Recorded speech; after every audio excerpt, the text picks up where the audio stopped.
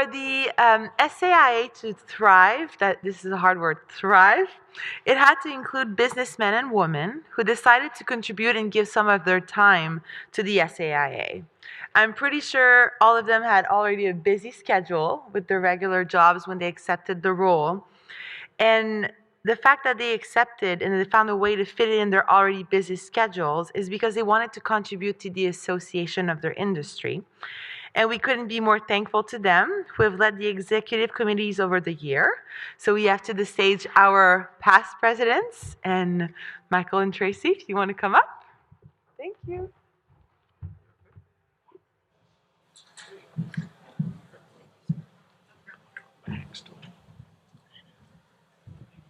Good afternoon.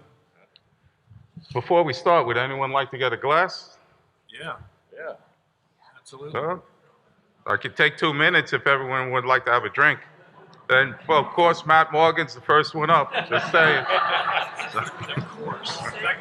Let's get this started. So, before we get started, do we have any past presidents that are not up here? If so, can you please stand?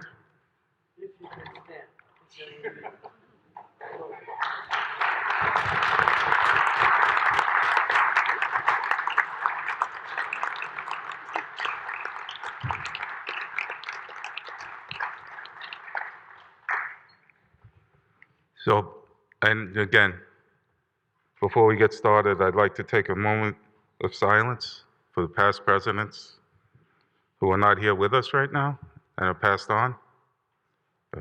Bow your heads.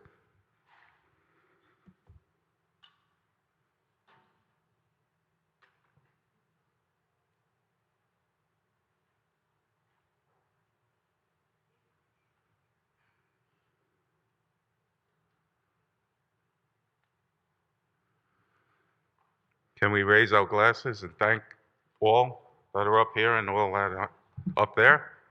Thank you for all your work. Thank you. Okay, so let's have some fun. All right. Oh, that's me. So I'm going to start with the first one because he likes to speak so much, Jim Holcomb.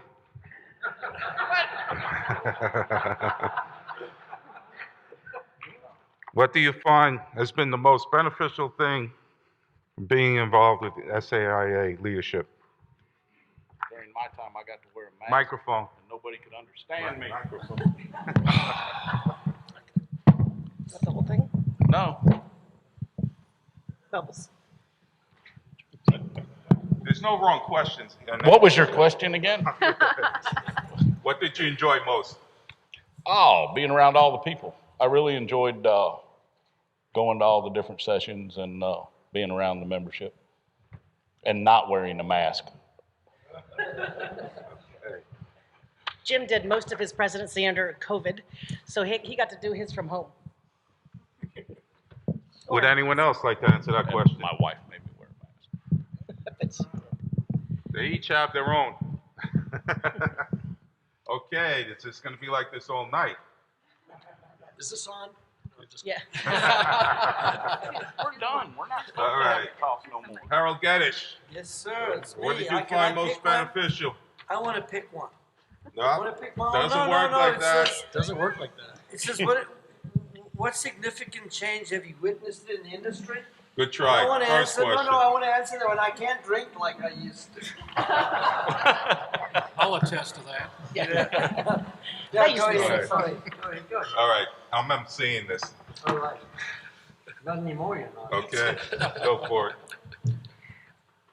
Past presidents, what knowledge do you wish you would have had when you first got involved with the association that you have now? What would you have liked to have known when you first started? I can answer this. Yeah. So Okay. you should drink. I wish I'd known not to try to go out and drink with Sean McDonald. I wish I'd known I should have ran. Steve, you have He's gonna have a good one.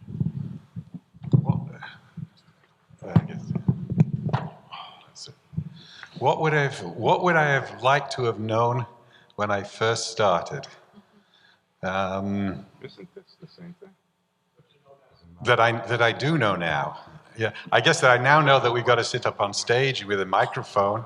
Maybe that would have been a good thing to know first, right?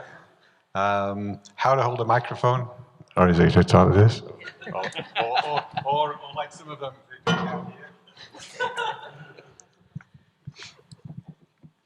Other than that, no, I mean it's hard to answer something like that because everybody evolves and so you sort of learn from people as you meet them and as you interact at different parts of the industry. People have got different ideas, different thoughts, and that's really what I found to be sort of beneficial. So did I know, I guess would I have liked to have known that? I guess, yeah, it would have been good to have known that first.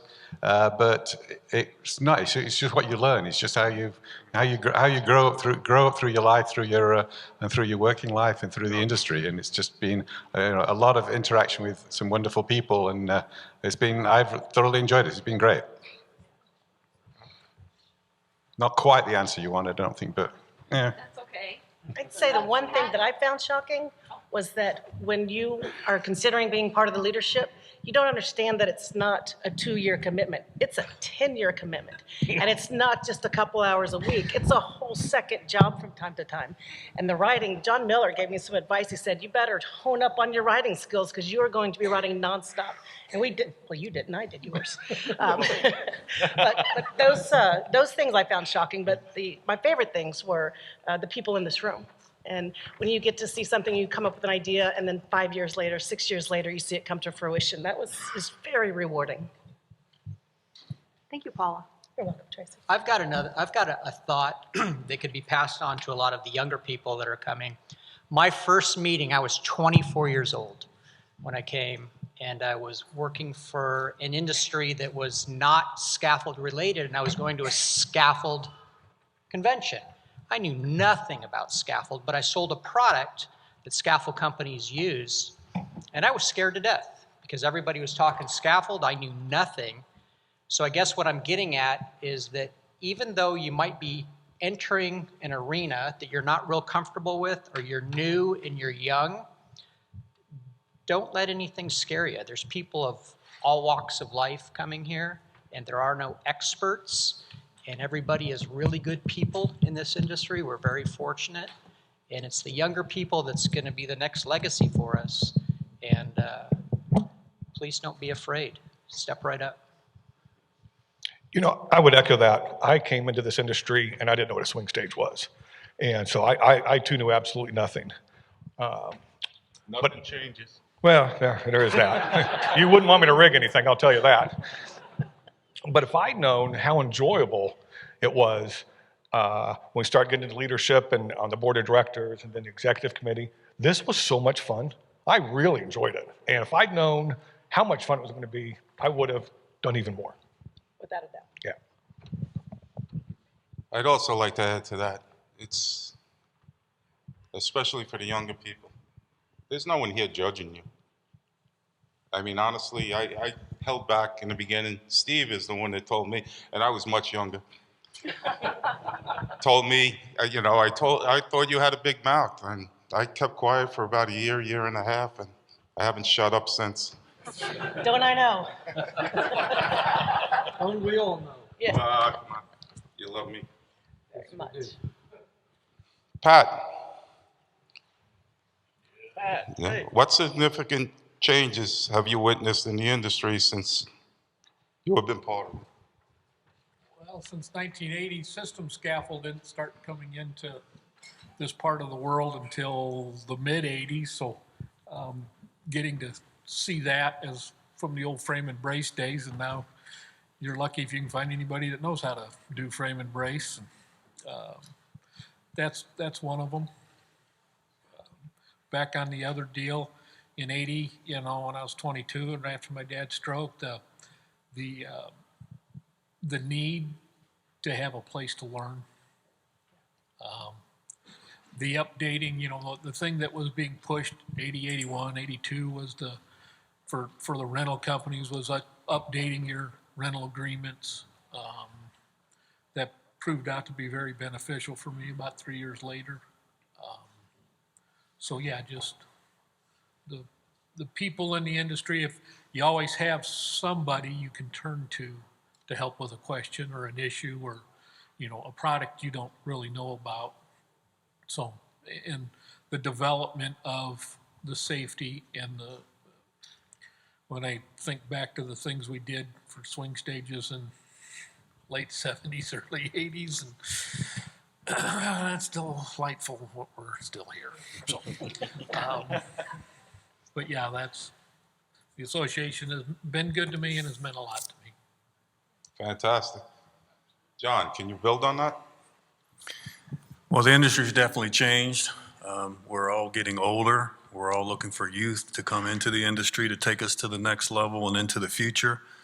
I do have concerns in that regard as I look in the room and so forth, as the young people. I was one of these young people who started. Now I'm one of the older veterans moving on. Same haircut, though. Same haircut, yeah. But I am without a tie today, and that's a sign of progress and change in itself. Hang on, I knew you with an afro.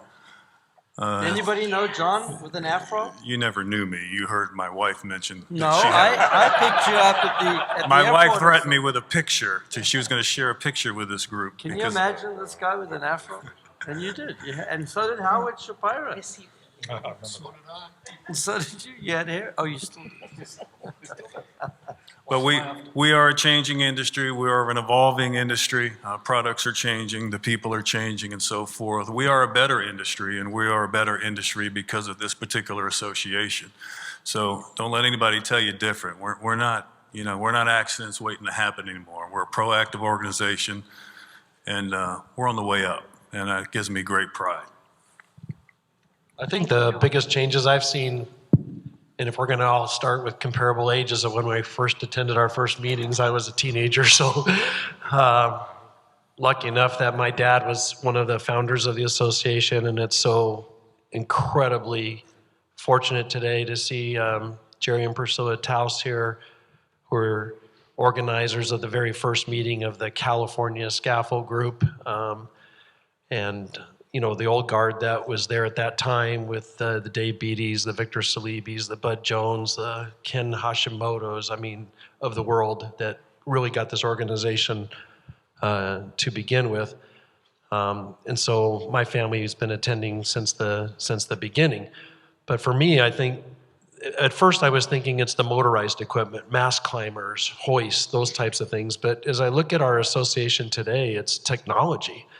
We look at some of these software programs and CAD programs and what our estimators use today to design a scaffold job compared to what I did back in the day when I was out in the field looking at a building trying to figure the scaffold with, scratch paper and a pencil and maybe going to the Dodge room and looking at blueprints and that kinds of things. Now it's all emailed to you on a CAD program. The program can not only design the scaffold for you, but can determine the number of pieces, the weights, how many truckloads, how many man hours.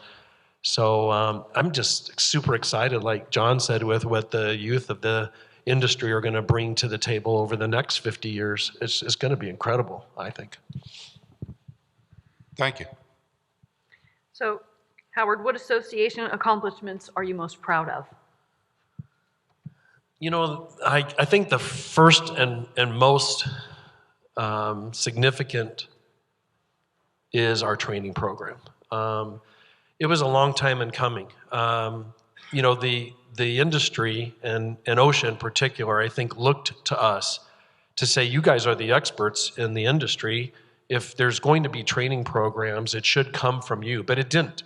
It was kind of forced upon us because there were other people, individuals, John Palmer down in Texas and other people that were starting training programs and teaching training programs that the industry didn't necessarily have a lot of input on. And maybe they were good, maybe they weren't. I think Ralph Bennett at Purdue really started perfecting what training was to become, and then what Dave Glabe did with the OSHA Training Institutes. And so because we had such talent in the industry, we were smart enough to get together and say, we need to grab this by the horns, and we need to take leadership in developing the state-of-the-art training programs.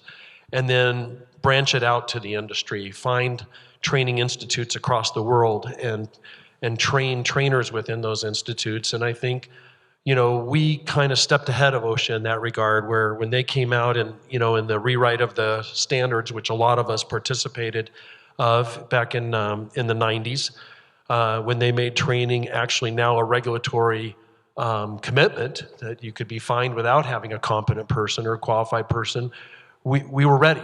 And I think that was significant. And then today what we do with it is phenomenal. The amount of training that goes on across the world on a daily basis that our organizations had a piece or a sole propriety of developing is phenomenal. I think that's been the biggest significant change, in my time here. Whether it was during any of our presidencies, I think all of us, if you read back to our president's messages, they've always incorporated some level of training. Training is what our association was about or should be about. Thank you, Howard. Does anybody have anything to add to that? Actually, I do. I know you're shocked, but Who's Manning? thank you. The ANSI group is what first drew me to the SAIA, or the SIA at the time. And if it wasn't for Bill McBrayer, I don't think I would have been dragged into this association. Well, that could have been. It could have been. Yeah. But, and now with the A10.8 and with the A11 and the expanded A92 from just even the late 90s when I joined, it lends such integrity to this association. And that coupled together with the training programs and our alliances with OSHA, I think that is something as a whole, and probably every member that's sitting in this room understands that is vital to not just our industry, but to this association as well. And I'm very proud of the work that we do there and proud of the people who execute that work on a daily basis, because it is a thankless job that takes hours and it's relentless. And just cheers to you guys for all of that work, because it's fantastic. Thank you, Paula. I look at this question as being unfair. And I can't believe I'm going to say this, but they're all being a little humble up here. So it's not an easy job, and thank God it's only 2 years. And when I came in, all I heard was, "You wait." And now I understand. And now all I can say to Tracy is, "You wait." So. What I was told was, don't miss a meeting or you too can become president. There are things that Thank you, Marty. we start as presidents, and it'll go through 2, 3, 4 presidents before it finally finishes. And we each get a little piece of that as we go along. Sometimes we're aggravated that it came to our table, but other times it's, wow, look at this. Look what we accomplished. I'll comment on that if I might, Michael, and actually talking about things, proceeding from president to president. If I recall correctly, one of the very last things that John Miller said when he was finishing his 2 years was going through various things that he'd accomplished during his 2-year term, and he said, but however, there's one thing that I've left alone, and that was a name change of the association. And I said, I'm going to leave that to the future. And so then on my term, I feel very proud and pleased that we were able to actually make that name change and add in the access into the scaffold, because it truly reflected where the industry had moved over the previous sort of 20 years or so, and that it really now, the association now really encompasses the whole aspect of scaffold and access. So thank you for that little tip at the end of your 2 years, John. Here's the rest of the story. That was strategic because I did not want to be the individual responsible for the name change. And that was only because of my admiration and respect for Victor Salibi, who started and named this association. I agreed with the name change. I believe the name change was timely and needed to be done because our industry was changing, embracing different products. If you remember my last president's message, it was headlined, "Is it time for the name change?" as I was going out the door. So I was strategically left for you to handle. It was the right move. I just didn't want to be the individual responsible for it. But you were. Not quite sure where that puts me, to be honest. No, yeah, it was definitely the right time, and definitely, it's shown us a much better representation to the whole industry. And you ask what's the most favorite memory from my presidency? I think single-handedly is when I gave the gavel to Howard and I said, it's now your problem. Okay, and again, I'm emceeing it, and I was actually leaving you off this question because you're the only one that wouldn't be able to remember any. So this question's for everyone but Harold. Tell us your favorite memory from your presidency. I guess I've just given mine, so. Huh? So I guess I've just given mine with being able to do the name change. Okay. Go ahead, Michael. So we worked pretty hard, and it took a lot of time, and it was more than just my term. But when we brought over the SSFI, that was years of work. And when we got people to agree and understand and buy in that we weren't trying to take something over, but rather help build it, that really stood out to me. It was huge. I felt like we were just bringing it home, where it belonged. Guys, if we have a second here. I just wanted to make a comment about the name change. Nobody ever explained to me how I fix my belt buckle. It says SIA and it's made of bronze. I will say nothing's changed. Frank was always the best prepared and the funniest communicator as president that we ever had or will ever have.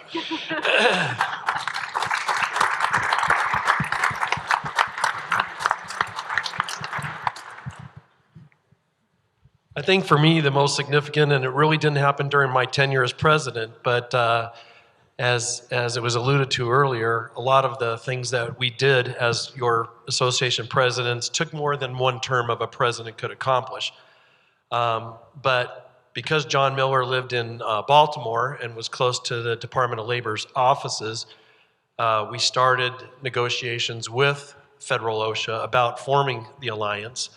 And then shortly after John took office, we were successful in getting the Secretariat to agree to do that. And John was nice enough to invite me in to be a part of that ceremony. But I thought that was full circle for us because in 1972, the purpose of the Scaffold Contractors Association was to be a combatant to OSHA. They had come out with regulations directed towards scaffolding that were in contradiction to a lot of what we did.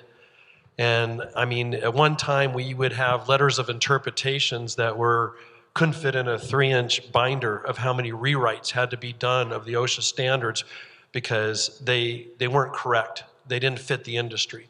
We couldn't perform under those rules and regulations.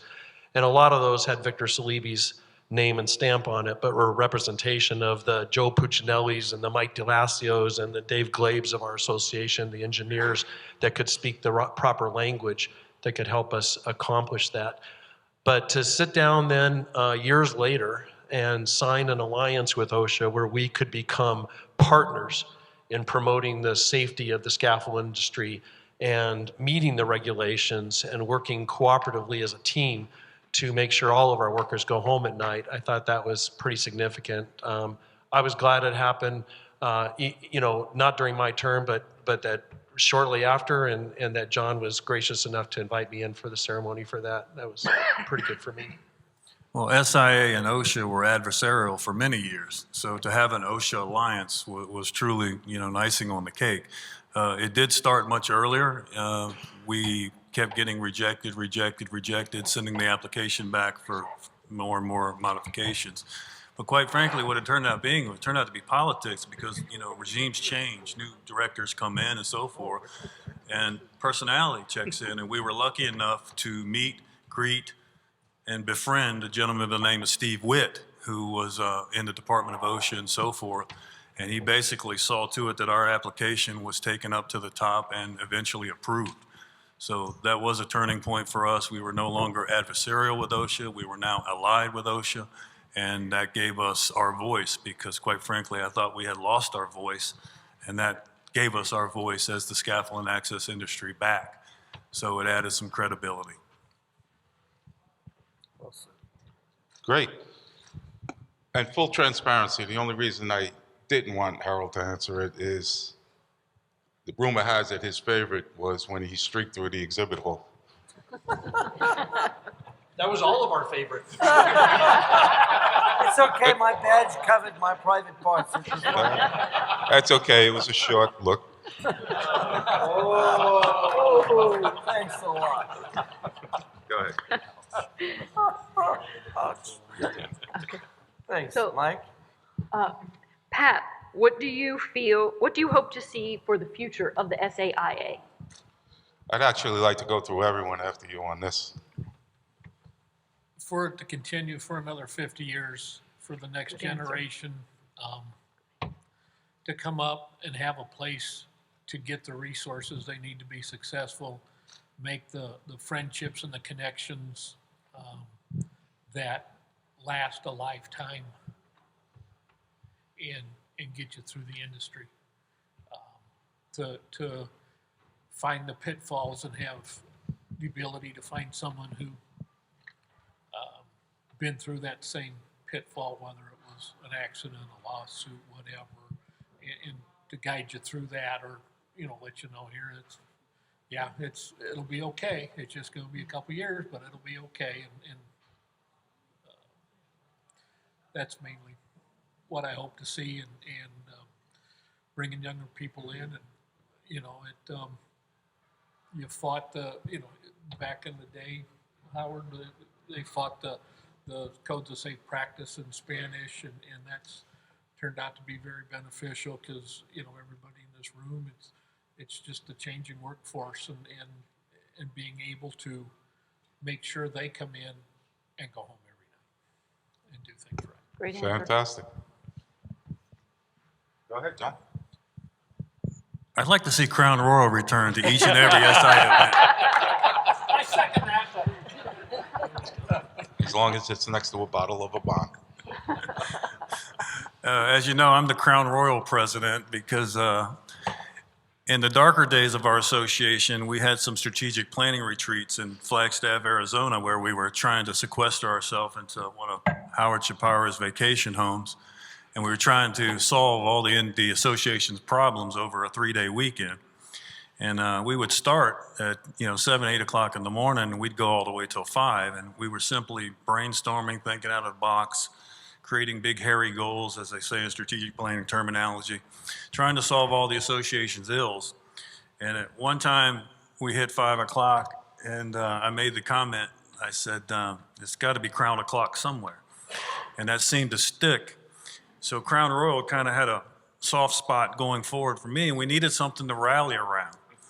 So it ended up being Crown Royal for my 2-year term, because everything was Crown Royal. And Eloise and Nikki, who were our staff at the time, they said if they ever saw a purple packet again for Crown Royal, they were going to kill themselves. But when I was in Scottsdale for a committee week, we were supposed to go out for a night on the town in Scottsdale, hosted by Eloise and Nikki in their hometown. And she said, "Okay, we're going to meet in the lobby at 6:30. And so John and Cheryl, you be down at 6:15. I came down at 6:15. They had brought everybody down at 6 o'clock. My wife and I walked out front, and they had rented a bus shrouded in a Crown Royal advertisement. And the whole thing was a Crown Royal advertisement. So it was the Crown Royal party bus for a night on the town in Scottsdale. So it stuck. We continued to go forward. That's just a little side story. That's not what I hope to see the association going forward. And please know, What I'm saying John's here, not condoning drinking on the job. what I'm saying is we worked hard, we played hard, we got a lot of things done. It can't be all work all the time. This association knows how to have fun, and it knows how to celebrate its successes. And we've had successes over the years, and we've celebrated those successes. Now, to answer your question about what I'd like to see for the next 50 years, is I would like to see the next generation have some of the fun that I've had with this group of people right here. Because this group of people right here, oh, there it is. Right on cue. Just like yesterday, 10 pounds lighter and no gray on the temples. How about that? Same shirt. But I hope that the next generation of leadership that's coming up through the ranks right now, my two sons included, I hope they have some of the fun that I've had with this group of people, because we are a special group. If you can succeed in this business and this industry, you can succeed anywhere, because this is a hardworking group of individuals right here that make up the scaffold and access industry. It's been a privilege. Hey, just real quick. When we started getting into leadership, Daryl Hare, who was at Waco Scaffolding in Portland, and I were invited to one of John's meetings, and there weren't a lot of people there, maybe 12 something, and we all quickly became aware about Crown O'Clock. And we took a break around 3, and Daryl and I had no input. We're just there to listen and learn. So everybody goes to the restroom, but he and I went to the bar and came back with double crowns on the rock. And if you could have seen John's eyes, they were about that big. You just couldn't believe we did that, and we just smiled the whole time while he finished out the day. And that was fun. So I would like to jump in. I think one of the things, when I joined, I was a young man.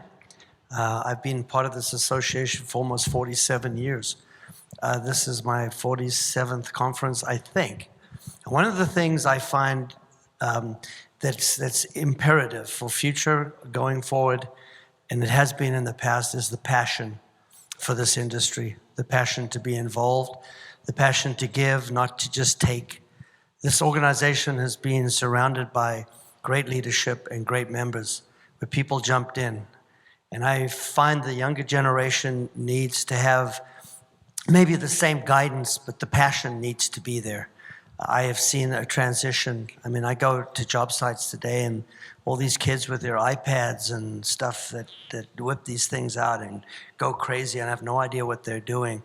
But this passion, and as long as the passion is there and the understanding of what's needed, and that everybody is in this together, and I think somebody, Howard, might have said it earlier about everybody is pulling together. This is a great industry. And John just said about if you can survive in this industry, you can survive in anything. But the survival comes from the group effort. It's the collective.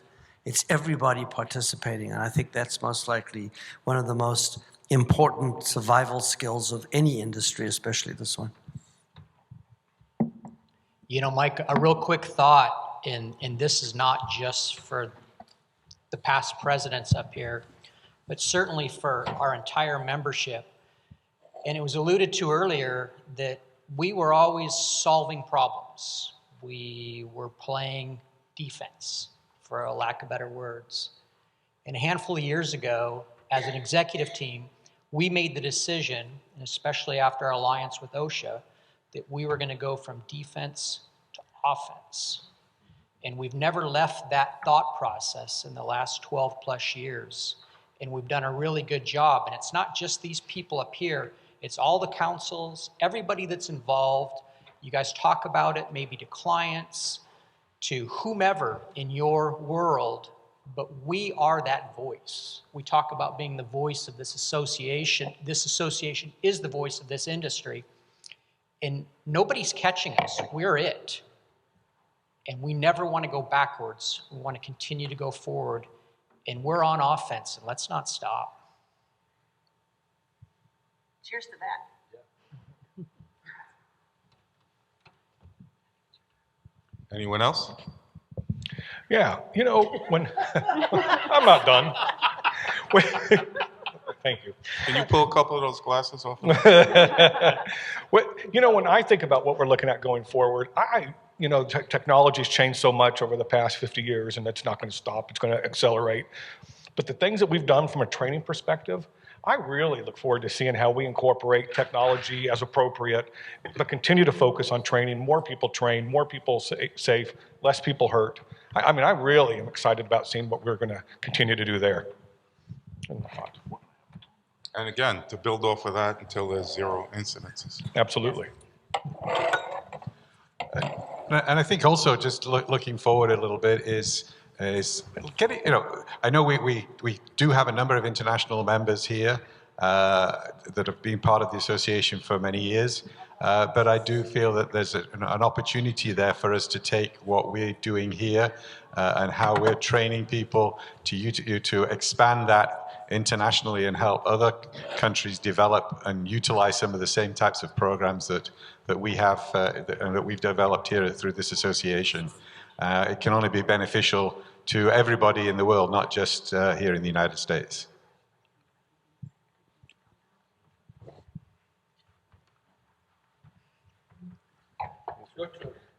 I'm good. He doesn't want to see anything. I think Jim and I both echo. Great. This is how my presidency went. We echo what the other gentlemen on the stage have said. We want to follow the trajectory that we've all started at one point or another, whether it was 20 years, 30 years ago, or maybe 6. But the ship is righted, and we are sailing into the right direction, and I just can't wait to see who's going to be on this stage next, and what they're going to do, and what they can do to drive this industry and this association higher and higher and forward up. So that's what I'm looking forward to.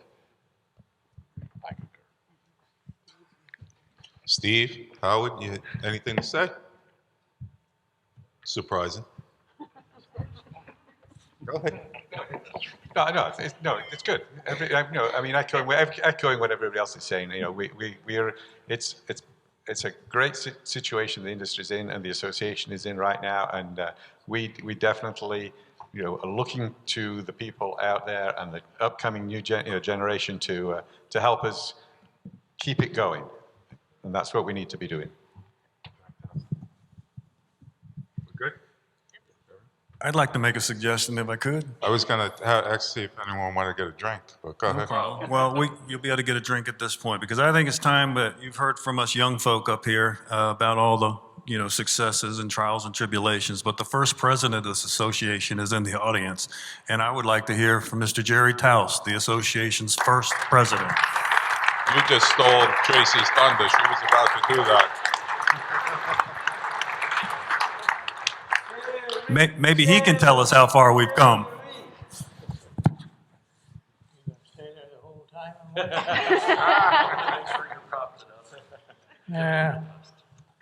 It's really a pleasure to be here, and I want to thank the Johnson family for sending me. I wanted to make at least one more convention before I assume room temperature. It just happened this one was a long way off. I was going to make Phoenix, and then something happened to that one. This association, of course, started out 50 years ago when people were worried about OSHA. They couldn't get insurance, or it was very expensive. And I think that there's there's a lot of thoughts about that about the insurance end of it, but we won't get into that. Anyway, we thought that maybe we needed an association to stick together and kind of work some of these things out. And it just so happened that in April of '72, the California Association of Lathing Contractors were holding a mid-year meeting in Fresno. And of these lathing contractors, many had scaffold companies as well as being scaffold contractors, as did I. So they had the same worries. And one of those, of course, and I heard his name mentioned earlier, Bud Jones was one of those. And he and I and some of the other contractors got together and cornered Victor and told him of our problems and asked him what he thought. And he said, well, I've just lost another association and have some spare time, so I could work on this for you. And anyway, that was the decision out of that group. And in the next month or so, Victor and I believe Bud Jones called a lot of people, tried to get them to come to this meeting date, which was July 21st of '72, to talk about this association. And the date came, and 21 people showed up, 21 contractors. And they all agreed that this was a good idea, that we should have an association, except one. We had one no vote, and he did join later on. He will remain unnamed. But after that, we all went back. During that meeting, the dues and initiation fee were decided, and I think, and then we had an election of officers, and everybody went home figuring that this was going to happen, and then the hard part started. Those initiation fees and dues didn't come about real easy. It took several of us, Victor and Bud Jones, and I did some also, and calling and trying to collect this, and one of the popular answers was, well, I don't think it's going to fly. So it took a little coaxing, and eventually got most of the money in, and Victor went to work on putting the association together and preparing for our first convention. And as a kind of a comparison, I brought some of the early programs for conventions as well as newsletters back from the beginning up to about the 80s, I think. But as you all have, here is our program for this meeting. Here is San Francisco.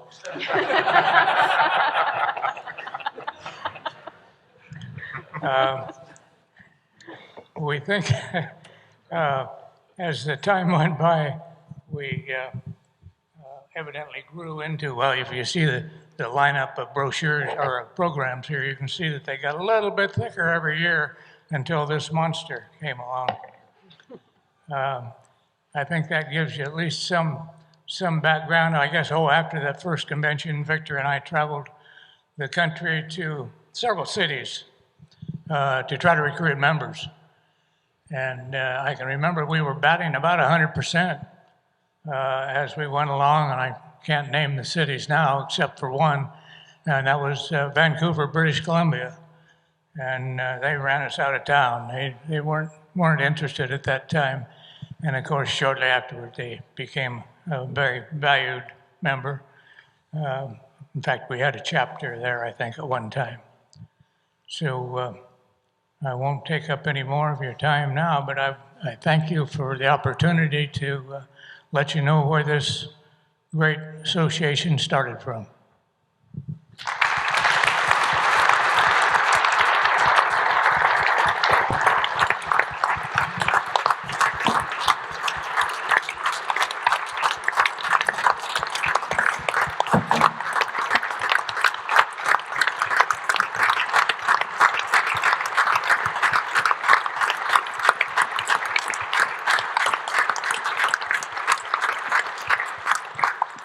I'll just say one more thing, Mike, real quick.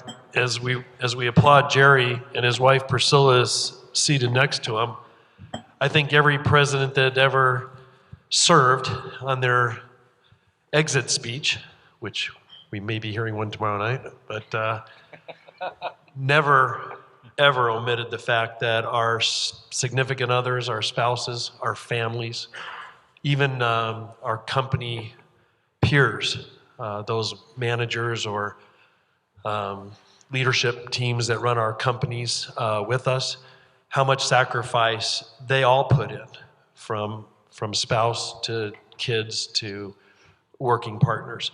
Because it does take a tremendous amount of time to hold this position for 2 years. And sometimes we're more difficult than others and required even more time to be given.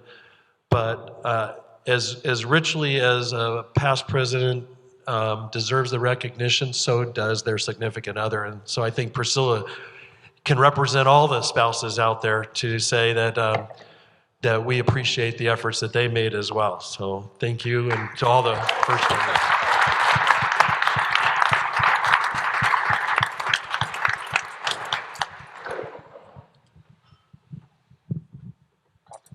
So we come to the last question, and Tracy and I took a vote and decided we're not going to ask it.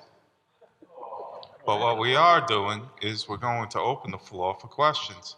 And trust me, if no one's answering or asking, I'm going to shove a mic in their face. So Gene? Do we have something to throw here? Yep. Okay. Is it on? No, I thought I was a little surprised that nobody mentioned the transformation from the SIA days of running the companies totally as a volunteer group to the new management group that we're now affiliated with. That wasn't brought up as a high point by any of the presidents. Well, I'm getting $250,000 a year for this. So.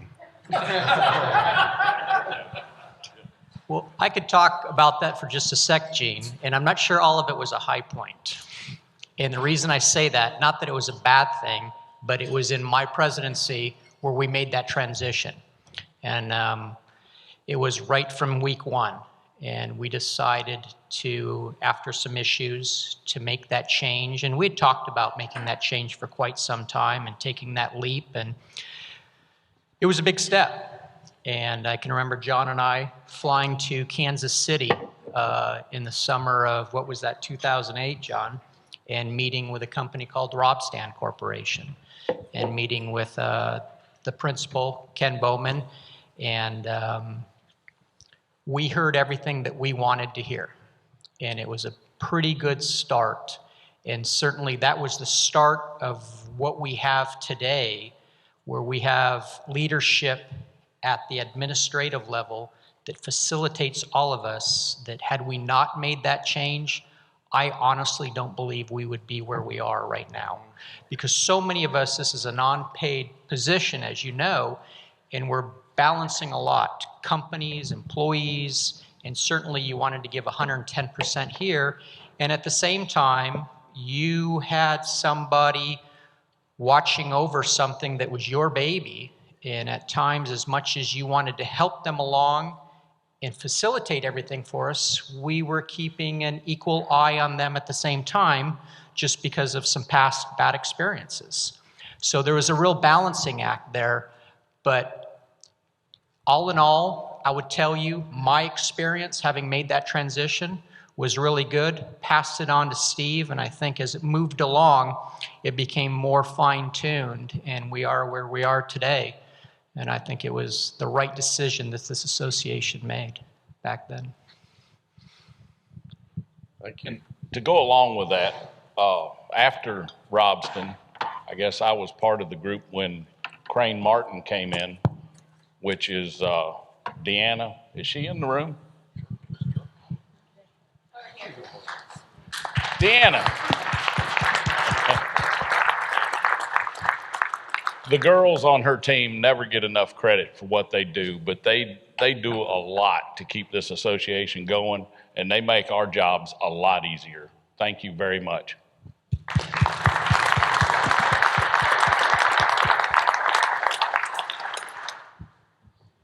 Anyone else? I'd like to hear from one of the younger ones in here. Here I go.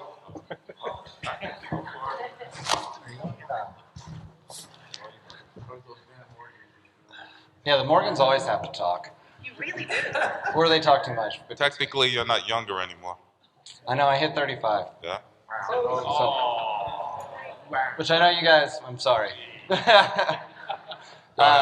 I was fortunate in getting involved because of, obviously, Gene. So I pretty much know everybody up there or have done business with all of y'all. So, and now I think I'm going to be on the 4th term of EC and I'm only 35. So one, I want to say thank you to Paula.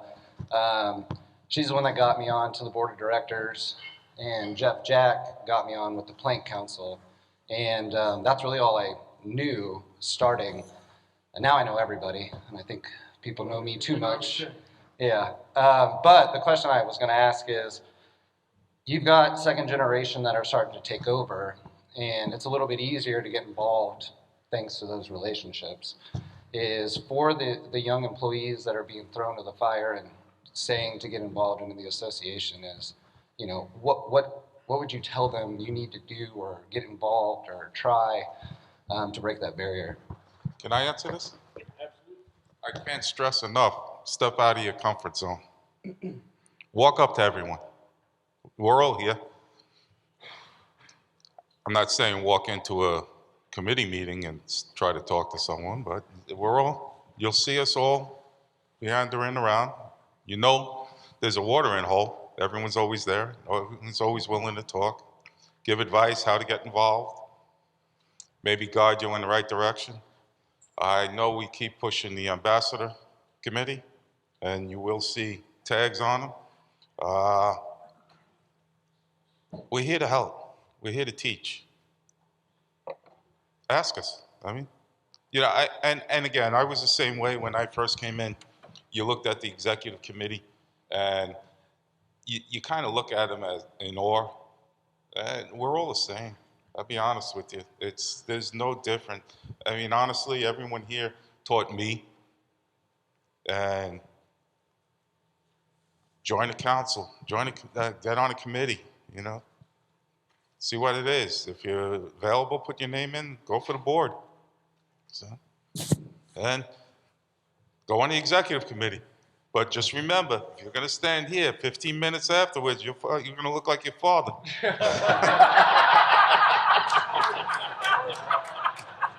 Not pulling any punches You look here. great.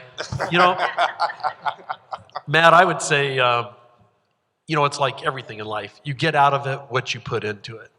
And through the years, you know, I used to recognize a lot of people that would come to every committee week and every convention. They'd sit in the last row, in the last chair. Maybe they'd take a few notes. They'd come to the president's reception. They'd attend the events. But they never put anything into it, and I don't think they ever got anything out of it. Maybe they were forced to come. Maybe it was, you know, just a company obligation, and it was their shoes to fill. But those people who have ventured out and have said, you know, I'm gonna say something. I'm gonna raise my hand. I'm gonna ask a question. You know, I'm gonna get on a committee. Maybe not a council chair, but a lot of our councils make subcommittees to work on special projects. We need photographs. We need this. We need that. And then all of a sudden you start to get something out of it that you actually take back to your company, and it benefits the company and it benefits you as an individual. And I think that's where we all started, was that we saw some benefit. Because if you're not bringing benefit back, then you lose interest quite quickly. But if you're putting something in and you're getting something out, then you see that it's worth it. And you know what? This association grabs a hold of you. Once you see that it's worth it and that you're willing to give back to the industry, it grabs a hold of you, and it says, it embraces you. And the other cool thing about this, that, you know, going back to one of your earlier questions, Mike, was, you know, when I first came about, and again, I was young. I was really young and probably immature, like most teenagers were. But was how free everybody in our association was to discuss important matters with each other. Like, I remember, you know, we're a West Coast company, but people from the East Coast that I would befriend, they'd walk up and go, how do you pay your salespeople?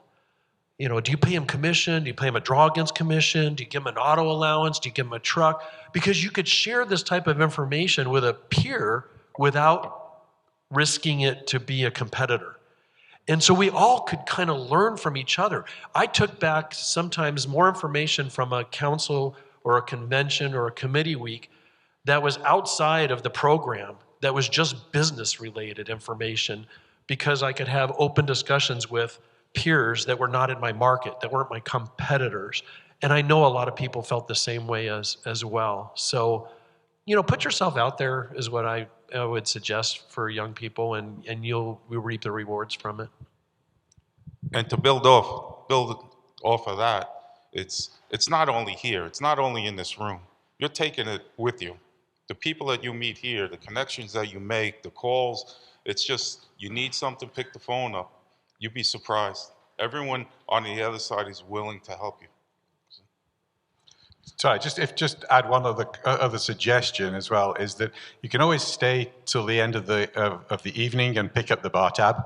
That'll get you a lot of friends. That's way too expensive with that group. Well, you know, I started in the scaffold business in 1972, fresh out of college, or middle of my college. Somehow I got kicked out or something. I'm not sure. But over those years, when I finally joined the SAI and started participating, I had just a great and wonderful time. And this is kind of my last year. 50 years I've been in the scaffold business, and I just want to let everybody know how thankful I am and how much I've enjoyed being part of the organization. So that's it. And thank you.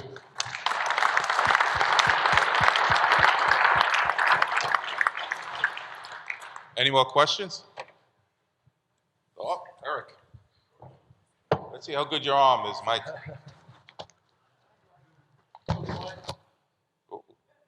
All right.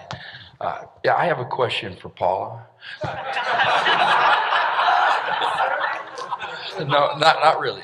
No, I just want to say that I just really want to just make a comment that, under leadership that's up here and also the executive committees that you worked with, there's a lot of years that I've watched.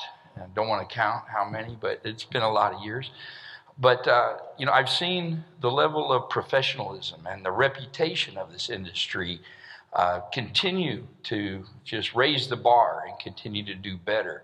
And, talking about OSHA alliances and we now have, manufacturers and all these ancillary groups that are now part of this association. So we really are a consensus group within this industry, which helps lead to the reputation, the credibility, and the professionalism. And I just want to say that, I've seen this just being part of this organization. And going to Howard's point, that people are very, very willing to share with each other. And from my first days with this group, it was very unusual for people in the same industry to share so openly with each other. It's like, what is this all about? Why are people so open? And it was just a very welcoming industry. So I think this association is very special.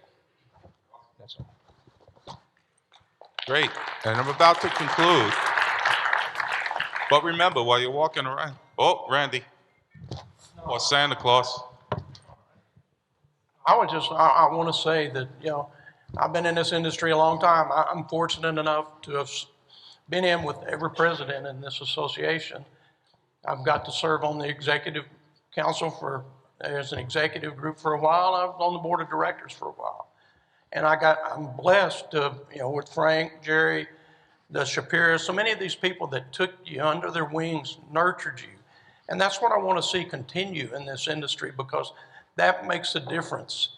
It just, I tell people now, well, they say, what do you do? I said, well, I was in the scaffold industry. They say, well, I'm not smart enough to get a real job. But there's nothing I would rather have done in my life than to be in the scaffold industry. Nothing is the same every day. It's a constant change, and it's just a love. The people in this organization, I wouldn't trade. This is family. I say I'm coming to a family reunion, and that's what it is. That's why I wanted to be here now, because I love the people in this business, and I want the young people to develop that. It's just, what we do makes a difference. We're the first one in on a project, we're the last one out. And that makes a difference. We keep people safe, we protect their lives, and I want people, we just have to remember that and just keep it going. Thank you, Randy.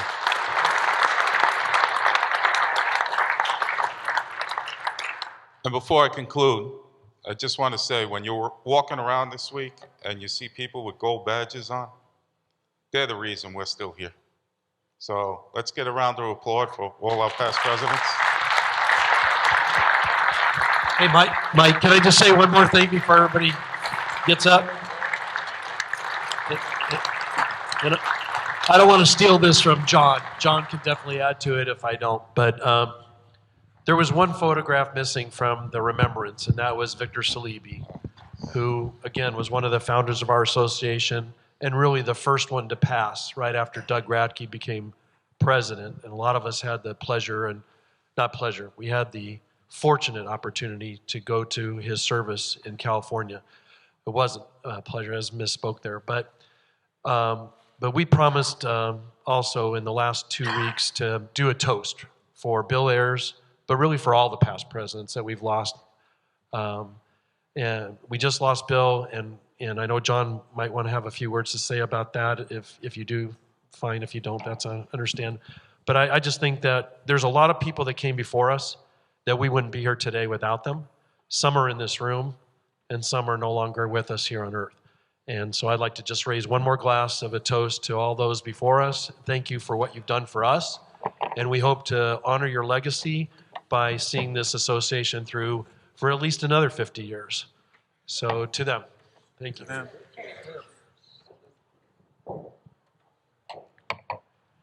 And Mike and Tracy, thank you so much for doing this. I think this is a true honor for our 50th anniversary to give all of us a platform one more time. and hopefully this is the last. None of us need to be up on stage again. Thank you. The honor is actually ours, but thank you. Thank you.